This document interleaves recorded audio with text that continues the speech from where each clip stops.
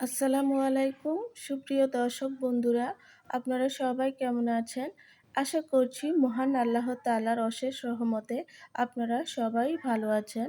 আমি মন থেকে সবসময় এই দোয়া করি আপনারা সবসময় ভালো থাকুন, সুস্থ থাকুন, সহি সালামতে থাকুন। আমিও ভেঙে পড়ি, আমারও খারাপ লাগে। মাঝে, মাঝে আমারও খুব মন খারাপ হয়, কান্না পায়। কিন্তু আমাকে সান্ত্বনা দেওয়ার মতো একমাত্র মহান আল্লাহ তাআলা ছাড়া কেউ নেই। তবুও আমি বলছি আলহামদুলিল্লাহ ভালো আছি। এই তো বন্ধুরা দেখে নিলেন এখানে ৩ টি কবুতরের বাচ্চা কেটে নেওয়া হইছে। আর এখানে হচ্ছে লাউ, লাউটাও লাউটাকেও কেটে নেওয়া হইছে। আজকে লাউ দিয়ে চিকেন দিয়ে রান্না করা হবে। এজন্য লাউটাকে এইভাবে কাটা হইছে। লাউয়ের কিন্তু এখন বাজারে আকাশ ছোঁয়া দাম। আমাদের মতো মধ্যবিত্ত ফ্যামিলিদের লাউ কিনা বা অন্যান্য সবজি কিনা খুবই কষ্টকর হয়ে যায়। সবকিছুই এখন বেশি দাম বাজারে, চওড়া দামে বিক্রি করা হচ্ছে। আর এখানে দেখুন একটু গরুর মাংস আছে, এটা দিয়ে আমার ছেলে খেয়ে নেবে। ও চিকেনের সাথে যদি লাউ দেওয়া হয় ও খেতে চায় না, পছন্দ করে না।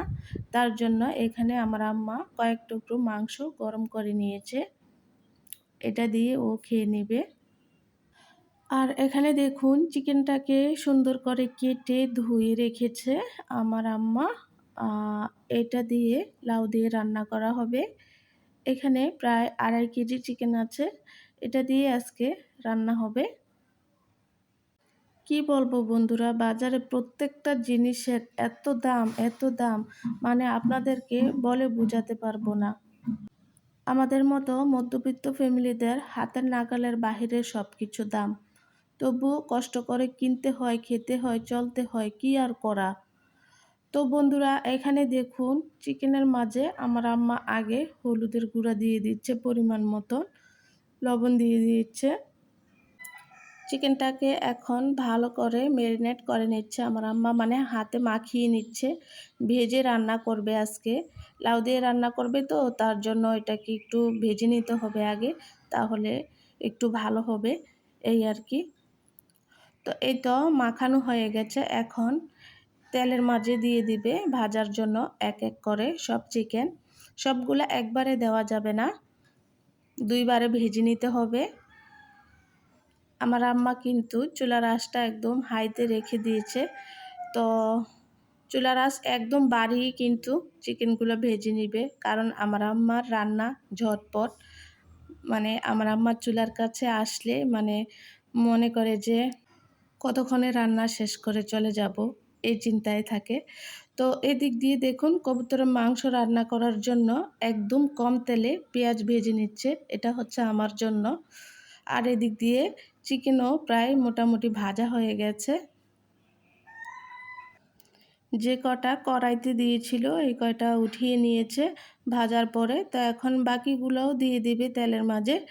তো এই আর কি। এখানে দেখুন পেঁয়াজটা লাল করে ভাজার পর এখানে আমার আম্মা আদা রসুন বাটা পরিমাণ মতন দিয়ে দিয়েছে। এখানে বলার মতো কিছু নেই, আপনারা দেখেই সব কিছু বুঝে নেবেন। তো এটা তো দেখতেই পাচ্ছেন এখানে কম তেল দেওয়া হচ্ছে আর কম মশলায়, মরিচ ছাড়া, মানে মরিচ সামান্য পরিমাণে দেবে আর কি রান্না করা হবে। এটা হচ্ছে আমার জন্য।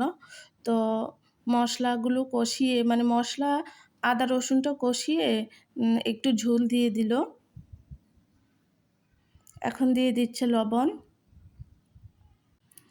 দিয়ে দিল হলুদের গুঁড়া আর সামান্য পরিমাণে মরিচ, আর হালকা একদম মশলা কম। এখানে আর কোনো মশলা অ্যাড করবে না বন্ধুরা, সামান্য পরিমাণে শুধু একটু গরম মশলা অ্যাড করে দিল। তারপর কবুতর মাংসগুলা ঢেলে দিল, দিয়ে ভালো করে নেড়েচেড়ে এটাকে কিছুক্ষণ কষিয়ে নিবে। সব উপকরণ কম দেওয়ার কারণে কিন্তু কালারটা সুন্দর দেখা যাচ্ছে না। এটা আপনারা হয়তো দেখে বুঝতে পারছেন, কারণ এটা আমি খাবো। আর আমার যে কি অবস্থা আপনারা তো সবাই এটা ভালো করে জানেন, যারা যারা আমার বন্ধু আছেন। আর এদিক দিয়ে বাকি চিকেনগুলো ভাজা হয়ে গেছে। এখন এক এক করে বাকি চিকেনগুলো উঠিয়ে নিচ্ছে। আর এদিক দিয়ে কবুতরের মাংসটাও নেড়ে দিচ্ছে একটু পর পর। তারপর ঝোল অ্যাড করে ঢাকনা দিয়ে রান্না করে নিবে। বন্ধুরা, কথা বলতে বলতে দেখুন এখানে আমার আম্মা চিকেন দিয়ে লাউ দিয়ে রান্না করে নিচ্ছে। বাকিটা ভিডিও করতে পারি নাই, দুঃখিত। ভিডিওর শেষের দিকে ছোট্ট একটি রিকোয়েস্ট রইল, যে যেখানে কাছে কিংবা দূরে দেশ কিংবা বিদেশ থেকে আমার এই ভিডিওটি দেখে থাকছেন, সম্পূর্ণ ভিডিওটি কন্টিনিউ করার অনুরোধ রইল আপনাদের কাছে। আর লাইক শেয়ার কমেন্ট করতে কিন্তু ভুলবেন না। আপনাদের একটি লাইকই কিন্তু আমাকে আরও ভিডিও বানাতে উৎসাহ বাড়িয়ে দেয়। আর আপনাদের কমেন্ট পড়তে আমার কাছে খুবই ভালো লাগে। আজকের মতো এখানেই বিদায় নিচ্ছি। সবাই ভালো থাকবেন, সুস্থ থাকবেন। আল্লাহ হাফেজ।